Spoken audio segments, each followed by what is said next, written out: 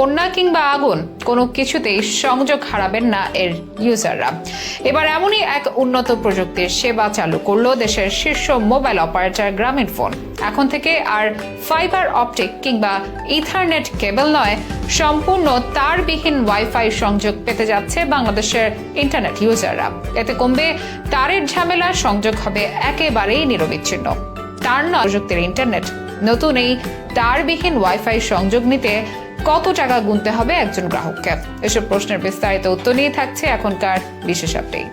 তথ্য প্রযুক্তি খাতে অভাবনীয় উন্নতি আধুনিক এই যুগে হয়তো বাংলাদেশে একমাত্র দেশ যেটি কিনা দীর্ঘ 5 দিন ছিল পুরোপুরি যোগাযোগ বিচ্ছিন্ন, ছিল গোটা পৃথিবী থেকে আলাদা। ইন্টারনেটের এই টোটাল ব্ল্যাক আউটের পেছনে সরকার দায়ী করেছে খাজা টাওয়ারের আগুনকে। পুড়ে গেছে সার্ভার, পুড়ে গেছে হাজারো তার, যা মেরামতের সময় লেগেছে দীর্ঘ 5 দিন। এদিকে ফ্রিল্যান্সাররা হারিয়েছে কাজ, দেশ হারিয়েছে বিপুল পরিমাণ রাজস্ব। ব্ল্যাক আউটের ওই 5 দিনে পুরোপুরি স্থবির হয়ে পড়েছিল গোটা দেশের জনজীবন। তবে এক ভবনের তার পুড়ে গোটা দেশ